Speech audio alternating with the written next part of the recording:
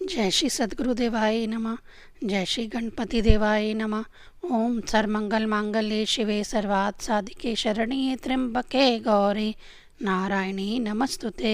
श्रीमद्देवी भागवत महापुराण दूसरा खंड 9वां स्कंद 48वां अध्याय।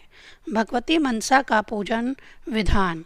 मनसा पुत्र आस्तिक का जन्मेजय के सर्प सत्र में नागों की रक्षा करना, इंद्र द्वारा मनसा देवी का स्तवन करना। श्री नारायण बोले, हे मुनि श्रेष्ठ, मैंने देवी मनसा के विषय में विधान पूर्वक कह दिया। अब आप उनके साम वेदोक्त ध्यान तथा पूजा विधान के विषय में मुझसे सुनिए। भगवती मनसा श्वेत चंपक पुष्प के वर्ण के समान आभा वाली हैं। ये रत्नमय आभूषणों से अलंकृत हैं। इन्होंने अग्नि के समान विशुद्ध दिव्य वस्त्र धारण कर रखा है। ये नागों के यज्ञोपवीत्र से युक्त हैं, महान ज्ञान से संपन्न हैं, प्रसिद्ध ज्ञानियों में श्रेष्ठ हैं, सिद्ध पुरुषों की अधिष्ठात्री देवी हैं, सिद्धि स्वरूपाणी हैं तथा सिद्धि प्रदान करने वाली हैं। ऐसी भगवती मनसा की मैं आराधना करता हूँ। इस प्रकार ध्यान करके मूल मंत्र से देवी मनसा की विधिवत पूजा करनी चाहिए। वेदोक्त मूल मंत्रों का उच्चारण करके विविध प्रकार के नैवेद्य, धूप, पुष्प तथा पवित्र गंध द्रव्यों के अनुलेपन से उनकी पूजा संपन्न करनी चाहिए। हे मुने, भगवती का 12 अक्षर मंत्र पूर्ण रूप से सिद्ध हो जाने पर कल्पतरु नामक वृक्ष की भांति भक्तों को वांछित फल प्रदान करने वाला हो जाता है। वह मंत्र ओम ह्रीं श्रीं क्लीं ऐं मनसा देव्यै स्वाहा ऐसा बतलाया गया है। 5 लाख जप करने से मनुष्यों के लिए इस मंत्र की सिद्धि हो जाती है। जिसकी मंत्र की सिद्धि हो जाती है वह पृथ्वी तल पर सिद्ध हो जाता है। उसके लिए विष भी अमृत के समान हो जाता है और वह धन्वंतरी तुल्य हो जाता है। हे ब्राह्मण, जो मनुष्य संक्रांति के दिन स्नान करके यत्न पूर्वक किसी गुप्त स्थान में अति भक्ति से संपन्न होकर भगवती मनसा का आह्वान करके इनकी पूजा करता है तथा पंचमी तिथि को मन से ध्यान करते हुए देवी को नैवेद्य अर्पण करता है, वह निश्चित रूप से धनवान, पुत्रवान तथा कीर्तिमान होता है। हे महाभाग, मैं देवी मनसा की पूजा का विधान बता चुका। अब मैं उनके उपख्यान का वर्णन आपसे कर रहा हूँ, जिसे मैंने साक्षात धर्मदेव के मुख से सुना। उसे ध्यान पूर्वक सुनिए। प्राचीन काल में एक बार भूमंडल के सभी मानव नागों के भय से आक्रांत हो गए थे। तब वे सब मुनि श्रेष्ठ कश्यप की शरण में गए। तत्पश्चात अत्यंत भयभीत मुनि कश्यप ने ब्रह्मा जी के साथ मिलकर मंत्रों की रचना की। उन्होंने वेद बीज मंत्रों के अनुसार तथा ब्रह्मा जी के उपदेश से मंत्रों का सृजन किया था। साथ ही उन्होंने अपने मन से मंत्रों की अधिष्ठात्री देवी उन भगवती मनसा का सृजन भी किया। अतः तपस्या तथा मन से सर्जित होने के कारण वे मनसा नाम से विख्यात हुई। कुमारी अवस्था में विद्यमान वे भगवान शिव के धाम में चली गईं। कैलाश पर उन्होंने भक्तिपूर्वक विधिवत शिवजी की पूजा करके उनकी स्तुति की। इस प्रकार दिव्य 1000 वर्षों तक उस मुनि कन्या ने शिवजी की उपासना की। आशुतोष भगवान शिव उन पर प्रसन्न हो गए। हे मुने, तब उन्होंने मनसा देवी को महाज्ञान प्रदान किया तथा सामवेद पढ़ाया और श्री कृष्ण के कल्प वृक्ष स्वरूप अष्टाक्षर मंत्र का उपदेश किया। लक्ष्मी बीज, माया बीज और काम बीज का पूर्व में प्रयोग करके कृष्ण शब्द के अंत में डेह यानी चतुर्थी विभक्ति लगाकर उसके बाद नमः जोड़ देने पर बना हुआ अष्टाक्षर अक्षर श्रीं ह्रीं क्लीं कृष्णाय नमः मंत्र है। भगवान मृत्युंजय शिव से त्रिलोक मंगल नामक कवच पूजन क्रम सर्वसम्मत तथा वेदोक्त पुरुषन क्रम और मंत्र प्राप्त करके वह मुनि कन्या साध्वी मनसा शंकर भगवान की आज्ञा से तपस्या करने के लिए पुष्कर क्षेत्र में चली गई। वहाँ तीनों युगों के परमेश्वर श्री कृष्ण की तपस्या करके वे देवी सिद्ध हो गई। और उन्होंने अपने समक्ष साक्षात भगवान श्री कृष्ण के दर्शन किए। उस समय कृपा निधि भगवान श्री कृष्ण ने कृष्ण शरीर वाली उन बाला को कृपा पूर्वक देखकर उनकी स्वयं पूजा की तथा दूसरों से भी पूजा कराई। उन्होंने उन देवी को यह वर भी दिया कि तुम जगत में पूजित हो। कल्याणी मनसा देवी को यह वर प्रदान करके भगवान श्री कृष्ण अंतर्ध्यान हो गए। इस प्रकार वे मनसा देवी सर्वप्रथम परमात्मा श्री कृष्ण के द्वारा पूजित हुई। दूसरी बार भगवान शिव ने उनकी पूजा की। इसके बाद कश्यप, देवता, मुनि, मनु, नाग एवं मानव आदि के द्वारा वे सुव्रता मनसा देवी तीनों लोकों में पूजित हुई। इसके बाद कश्यप जी ने उन देवी को जरत्कारु मुनि को सौंप दिया। कामना रहित होते हुए भी मुनि श्रेष्ठ जरत्कारु ने ब्रह्मा जी की आज्ञा से उन्हें पत्नी रूप में स्वीकार कर लिया। विवाह करने के बाद चिरकालीन तपस्या से थके हुए महायोगी मुनि जरत्कारु पुष्कर क्षेत्र में एक वट वृक्ष के नीचे देवी मनसा के जंघा पर लेट गए और निद्रेश्वर भगवान शिव का सिमरन करके सो गए। इतने में सूर्य अस्त हो गए। तब साया काली उपस्थित होने पर परम साध्वी देवी मनसा धर्मलोभ के भय से अपने मन में विचार करके यह सोचने लगी कि ब्राह्मणों के लिए नित्य की संध्या कालीन संध्या न करके मेरे पतिदेव ब्रह्म हत्या आदि पाप के भागी होंगे। जो मनुष्य प्रातः तथा सायाकाल की संध्या नहीं करता वह सब प्रकार से सदा अपवित्र होकर ब्रह्म हत्या के पाप का भागी होता है, ऐसा वेदों में कहा गया है। यह सोचकर उस सुंदरी ने अपने पति को जगा दिया। हे मुनि, जग जाने पर मुनि श्रेष्ठ जरत्कारु मनसा देवी पर अत्यधिक कोपित हो उठे। मुनि बोले, हे साध्वी, तुमने सुखपूर्वक सोए हुए मेरी निद्रा क्यों भंग कर दी? जो स्त्री अपने पति का अपकार करती है उसके व्रत आदि निरर्थक हो जाते हैं। अपने पति का अपकार करने वाली स्त्री का जो भी तप, उपवास, व्रत, दान आदि है वह सब निष्फल हो जाता है। जिस स्त्री ने अपने पति की पूजा की उसने मानो साक्षात श्री कृष्ण की पूजा कर ली। पतिव्रता नारियों के व्रत के लिए स्वयं भगवान श्री हरि पति रूप में विराजमान रहते हैं। समस्त दान, यज्ञ, तीर्थ सेवन, व्रत, तप, उपवास, धर्म, सत्य और सभी देवताओं का पूजन आदि जो भी पुण्य कर्म है वह सब पति की सेवा की 16वीं कला के बराबर नहीं है। जो स्त्री पुण्य क्षेत्र भारतवर्ष में पति की सेवा करती है वह अपने पति के साथ बैकुंठ धाम जाती है और वहाँ पर ब्रह्म भगवान श्री हरि के चरणों में शरण पाती है। हे साध्वी, असत कुल में उत्पन्न जो स्त्री अपने पति के प्रतिकूल आचरण करती है तथा उससे अप्रिय वचन बोलती है उसके कृत्य का फल सुनो।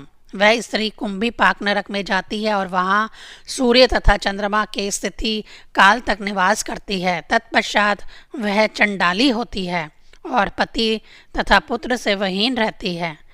ऐसा कहकर मुनि श्रेष्ठ जरत्कारु के होठ प्रस्फुरित होने लगे, जिससे वह साध्वी भय से कांपने लगी और वह अपने पति से कहने लगी। साध्वी बोली, हे महाभाग, आपकी संध्या के लोभ के भय से मैंने आपकी निद्रा भंग की है। हे सुव्रतम, मुझ दुष्टा का यह अपराध अवश्य है। अब आप शांत हो जाइए। जो मानव श्रृंगार, आहार और निद्रा का भंग करता है वह सूर्य तथा चंद्रमा की स्थिति पर्यंत काल सूत्र नरक में वास करता है। ऐसा कहकर भयभीत मनसा देवी भक्ति पूर्वक अपने स्वामी के चरण कमलों पर गिर पड़ी और बार बार विलाप करने लगी। मुनि जरत्कारु को कुपित देकर सूर्य को शाप देने के लिए उद्यत देखकर भगवान सूर्य देवी संध्या को साथ लेकर वहां आ गए। हे नारद, उन देवी के साथ स्वयं भगवान भास्कर वहां आकर भयभीत होकर विनय पूर्वक मुनि से सम्यक प्रकार से यथोचित बात कहने लगे। भास्कर बोले, हे विप्र, सूर्यास्त का समय जानकर साध्वी मनसा ने धर्म लोप के भय से आपको जगा दिया है। हे भगवान, मैं आपकी शरण में आ गया हूँ, मुझे क्षमा कर दीजिए। हे ब्राह्मण, हे मुनि, मुझे शाप देना आपके लिए उचित नहीं है। ब्राह्मणों का हृदय तो सदा नवनीत के समान कोमल होता है उनके आधे क्षण मात्र के क्रोध से सारा संसार भस्म हो सकता है। द्विज फिर से जगत की सृष्टि भी कर सकता है। द्विज से बढ़कर तेजस्वी दूसरा कोई नहीं है। ब्रह्म तेज से ज्वल्यमान ब्रह्म ज्योति स्वरूप तथा ब्रह्म वंश ब्राह्मण को निरंतर सनातन भगवान श्री कृष्ण की आराधना करनी चाहिए। सूर्य का वचन सुनकर द्विज जरत्कारु प्रसन्न हो गए। भगवान सूर्य भी विप्र जरत्कारु का आशीर्वाद लेकर अपने स्थान को चले गए। प्रतिज्ञा की रक्षा के लिए उन विप्र ने विशुद्ध हृदय से रुदन करती हुई तथा शोक संतप्त देवी मनसा का परित्याग कर दिया। उस विपत्ति में भय से व्याकुल देवी मनसा ने अपने गुरुदेव शिव, इष्ट देवता ब्रह्मा, भगवान श्री हरि तथा जन्मदाता कश्यप जी का स्मरण किया। मन से देवी मनसा के ध्यान करने पर गोपियों के ईश भगवान श्री कृष्ण, शंकर, ब्रह्मा और कश्यप जी वहां आ गए। प्राकृतिक से परे तथा निर्गुण अपने अभीष्ट देव को देखकर मुनि जरत्कारु ने उनकी स्तुति की तथा बार बार उन्हें साष्टांग प्रणाम किया। उन्होंने भगवान शिव, ब्रह्मा तथा कश्यप को भी नमस्कार किया। हे देवगण, यहाँ आप लोगों का आगमन किस लिए हुआ है? उन्होंने ऐसा प्रश्न किया। मुनि जरत्कारु का वचन सुनकर ब्रह्मा जी ने भगवान श्री कृष्ण के चरण कमल को प्रणाम करके सहसा समोचित उत्तर दिया। हे मुनि, यदि आप अपनी साध्वी तथा धर्म प्रयाण पत्नी मनसा का त्याग ही करना चाहते हैं तो इसे स्त्री धर्म पालन के योग्य बनाने हेतु पहले इससे पुत्र उत्पन्न कीजिए। अपनी भार्या से पुत्र उत्पन्न करने के बाद आप इसका त्याग कर सकते हैं, क्योंकि जो विरागी पुरुष पुत्र उत्पन्न किए बिना ही अपनी प्रिय भार्या का त्याग करता है, उसका पुण्य चलनी से बाहर निकल जाने वाले जल की भांति नष्ट हो जाता है। हे मुनि श्रेष्ठ, ब्रह्मा जी का वचन सुनकर मुनीश्वर जरत्कारु ने मंत्रोच्चारण करते हुए योग बल का आश्रय लेकर मनसा देवी की नाभि का स्पर्श किया। तत्पश्चात मुनिवर जरत्कारु उस देवी से कहने लगे। जरत्कारु बोले, हे मनसे, तुम्हारे इस गर्भ से जितेंद्रियों में श्रेष्ठ, धार्मिक, ब्राह्मणों में अग्रणी, तेजस्वी, तपस्वी, यशस्वी, गुण संपन्न तथा वेद वक्ताओं, ज्ञानियों, योगियों में श्रेष्ठ पुत्र उत्पन्न होगा। वह धार्मिक तथा विष्णु भक्त पुत्र कुल का उद्धार करेगा। ऐसे पुत्र के जन्म लेने मात्र से पितृगण हर्षपूर्वक नाच उठते हैं। प्रिय पत्नी वही है जो मृदु भाषणी, सुशीला, पतिव्रता, धर्माष्ट, सुपुत्र की माता, कुल स्त्री तथा कुल का पालन करने वाली होती है। श्री हरि की भक्ति प्रदान करने वाला ही सच्चा बंधु होता है, ना कि अभिष्ट सुख देने वाला। भगवत प्राप्ति का मार्ग दिखाने वाला बंधु ही सच्चा पिता है। जो आवागमन से मुक्त कर देने वाली है वही सच्ची माता होती है। वही बहन दया स्वरूपाणी है जो यम के त्रास से छुटकारा दिला दे। गुरु वही है जो विष्णु का मंत्र प्रदान करने वाला तथा भगवान श्री हरि के प्रति भक्ति उत्पन्न करने वाला हो। ज्ञानदाता गुरु वही है जो भगवान श्री कृष्ण का चिंतन कराने वाला ज्ञान प्रदान करे, क्योंकि तृण से लेकर ब्रह्म पर्यंत अचर संपूर्ण विश्व आविर्भूत होकर पुनः विनष्ट हो जाता है, तो फिर अन्य वस्तु से ज्ञान कैसे हो सकता है? वेद अथवा यज्ञ से भी जो सार तत्व निकलता है वह भगवान श्री हरि की सेवा ही है। यही हरि सेवा समस्त तत्वों का सार स्वरूप है। भगवान श्री हरि की सेवा के अतिरिक्त अन्य सब कुछ विडंबना मात्र है। हे देवी, इस प्रकार मैंने तुम्हें ज्ञान उपदेश कर दिया। ज्ञानदाता स्वामी वही है जो ज्ञान के द्वारा बंधन से मुक्त कर देता है, और जो बंधन में डालता है वह शत्रु है। जो गुरु भगवान श्री हरि में भक्ति उत्पन्न करने वाला ज्ञान नहीं देता वह शिष्य घाती तथा शत्रु है, क्योंकि वह बंधन से मुक्त नहीं करता। जो जननी के गर्भ जनित कष्ट तथा यम यातना से मुक्त ना कर सके उसे गुरु, तात तथा बांधव कैसे कहा जाए? जो भगवान श्री कृष्ण के परमानंद स्वरूप सनातन मार्ग का निरंतर दर्शन नहीं करता वह मनुष्यों के लिए कैसा बांधव है? अतः हे साध्वी, तुम निर्गुण तथा आयोचित पर ब्रह्म श्री कृष्ण की आराधना करो। उनकी उपासना से मनुष्यों का सारा कर्म निर्मूल हो जाता है। हे प्रिय, मैंने छल पूर्वक तुम्हारा परित्याग किया है, अतः मेरे इस अपराध को क्षमा करो। सत्व गुण के प्रभाव से क्षमाशील साध्वी नारियों में क्रोध नहीं रहता। हे देवी, मैं तप करने के लिए पुष्कर क्षेत्र जा रहा हूँ, तुम भी यहाँ से सुखपूर्वक चली जाओ। भगवान श्री कृष्ण के चरण कमल में अनुराग ही निष्भय प्राणियों का एकमात्र मनोरथ होता है। मुनि जरत्कारु का वचन सुनकर शोक से व्याकुल तथा अश्रुपूरित नेत्रों वाली मनसा देवी अपने प्राण प्रिय पतिदेव से विनम्रता पूर्वक कहने लगी। मनसा बोली, हे प्रभु, निद्रा भंग कर देने के कारण जो आप मेरा त्याग कर रहे हैं, इसमें मेरा दोष नहीं है। अतः आपसे मेरी यही प्रार्थना है कि मैं जहाँ भी आपका स्मरण करूँ वहीं आप मुझे सदा दर्शन दीजिएगा। अपने बंधुओं का वियोग अत्यंत कष्टदायक होता है, पुत्र का वियोग उससे भी अधिक कष्टदायक होता है, किंतु प्राणेश्वर पतिदेव का वियोग प्राण विच्छेद के तुल्य होने के कारण सबसे अधिक कष्टकारक होता है। पतिव्रता स्त्रियों के लिए पति 100 पुत्रों से भी अधिक प्रिय होता है। स्त्रियों के लिए पति सबसे बढ़कर प्रिय होता है। अतः विद्वान पुरुषों ने पति को प्रिय की संज्ञा प्रदान की है। जिस प्रकार एक पुत्र वाले लोगों का मन पुत्र में, वैष्णव जनों का भगवान श्री हरि में, एक नेत्र वालों का नेत्र में, प्यासे प्राणियों का जल में, भूखे प्राणियों का अन्न में, काम आसक्त जनों का मैथुन में, चोरों का पराये धन में, स्वेच्छाचारिणी स्त्रियों का व्यभिचारी पुरुष में, विद्वानों का शास्त्र में तथा वैश्यों का मन वाणिज्य में लगा रहता है, उसी प्रकार हे प्रभु, पतिव्रता स्त्रियों का मन सदा अपने पति में लगा रहता है। ऐसा कहकर मनसा देवी अपने स्वामी के चरणों पर गिर पड़ी।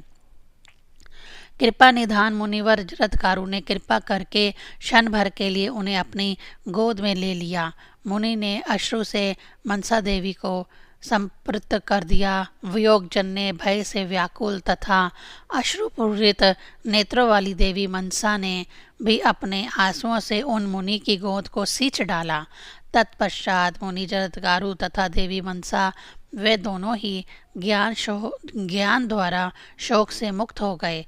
अपनी प्रिया को समझाकर बार बार परमात्मा श्री कृष्ण के चरण कमल का ध्यान करते हुए मुनि जरत्कारु तपस्या के लिए चले गए और देवी मनसा भी अपने गुरु भगवान शिव के धाम कैलाश पर चली गई।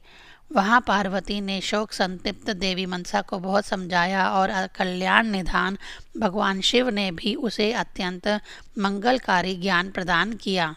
तदंतर देवी मनसा ने अत्यंत प्रशस्त तथा मंगलमय वेला में एक पुत्र को जन्म दिया, जो भगवान नारायण का अंश और योगियों तथा ज्ञानियों का भी गुरु था।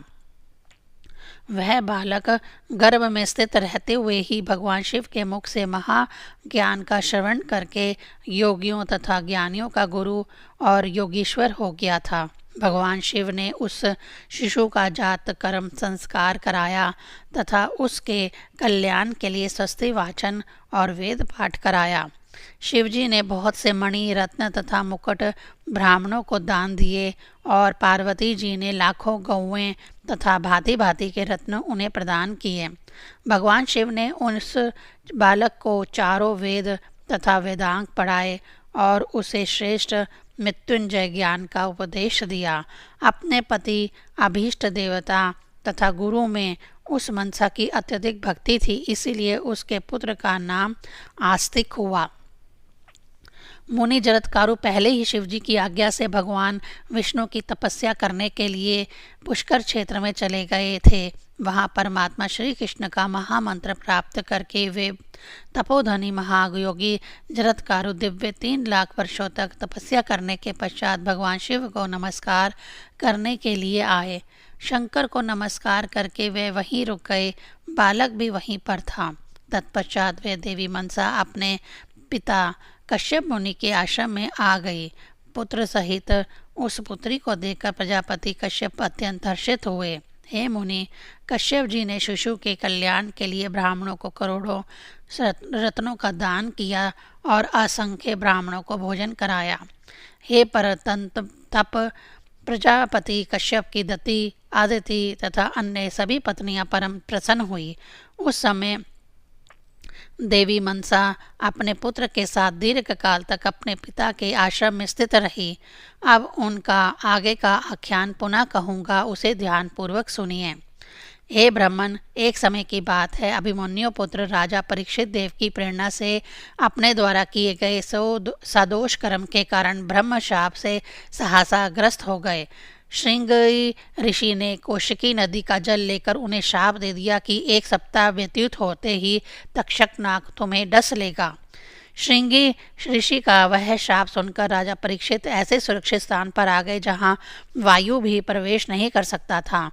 अपने देह की रक्षा में तत्पर रहते हुए राजा परीक्षित 1 सप्ताह तक वहां रहे। राजा परीक्षित को विष मुक्त करने के लिए जाते हुए धन्वंतरी ने सप्ताह बीतने पर राजा को डसने के लिए जा रहे तक्षक को मार्ग में देखा। उन दोनों में बातचीत होने लगी और परस्पर बड़ी प्रीति हो गई। तक्षक ने अपनी इच्छा से उन्हें मणि दे दी और धन्वंतरी ने मणि ग्रहण कर ली। मणि पाकर वे संतुष्ट हो गए और प्रसन्नचित होकर लौट गए। इसके बाद तक्षक ने मंच पर बैठे हुए राजा को डस लिया। इसके परिणाम स्वरूप राजा परीक्षित तत्काल देह त्याग कर परलोक चले गए। तब राजा जन्मेजय ने अपने पिता को समस्त अर्धोदैविक संस्कार कराया। हे मुने, तत्पश्चात राजा ने सर्प सत्र नामक यज्ञ आरंभ किया, जिसमें ब्रह्म तेज के कारण अनेक सर्प प्राण त्यागने लगे। तब तक्षक भयभीत होकर इंद्र की शरण में चला गया। विप्र समुदाय इंद्र सहित तक्षक को मारने के लिए उद्यत हुआ। ऐसी स्थिति में इंद्र सहित सभी देवगण देवी मनसा के पास गए। वहां पर भय आतुर तथा व्याकुल इंद्र ने उन भगवती मनसा की स्तुति की।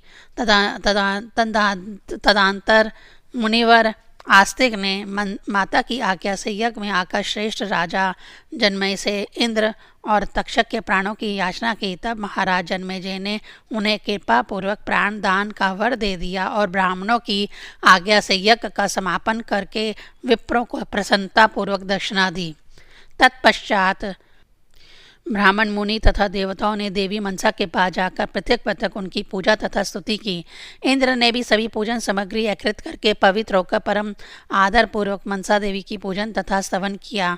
उन्होंने अत्यंत प्रसन्न होकर देवी को श्रद्धा पूर्वक नमस्कार करके उन्हें षडोपचार तथा प्रिय पदार्थ प्रदान किए। इस प्रकार ब्रह्मा, विष्णु और शिव की आज्ञा के अनुसार देवी मनसा की पूजा करके वह सब अपने अपने स्थान को चले गए। हे मुने, इस प्रकार मैंने मनसा देवी का संपूर्ण आख्यान कह दिया। अब आप पुनः क्या सुनना चाहते हैं?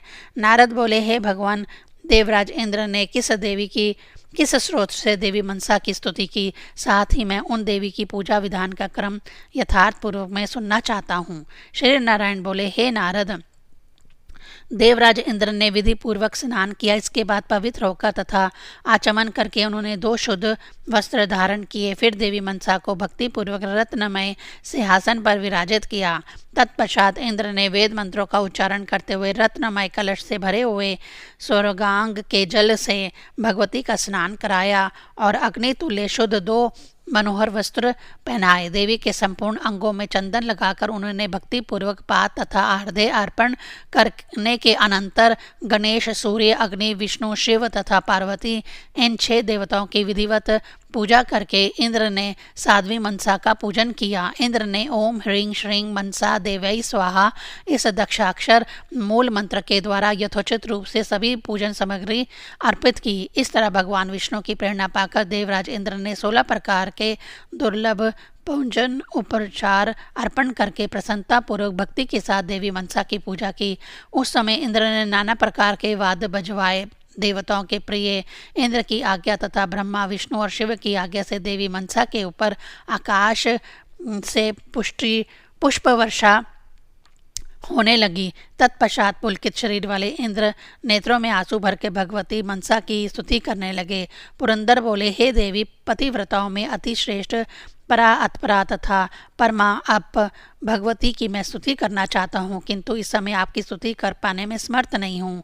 हे प्रकृति, मैं वेद में वर्णित आपके स्तोत्रों के लक्षण तथा आपके चरित्र संबंधी आख्यान आदि का वर्णन करने में समक्ष नहीं हूँ। हे देवी, मैं आपके गुणों का गणना नहीं कर सकता। आप शुद्ध सत्व स्वरूपा हैं तथा क्रोध, हिंसा आदि से रहित हैं।